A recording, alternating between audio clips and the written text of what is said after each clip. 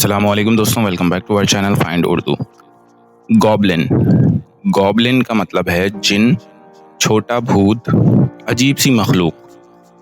Goblin एक mythical creature होता है जो कहानियों और फेरी टेल्स में मिलता है। ये छोटी और अजीब सी शक्ल वाली मखलूक होती है जो अक्सर शरारती, ड्रावनी या फनी दिखाई देती है। Children were scared of the goblin in the story. बच्चे कहानी के गॉबलिन से डर गए।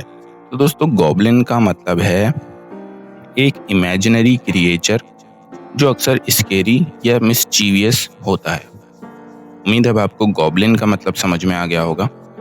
मिलते हैं नेक्स्ट वीडियो में। शुक्रिया।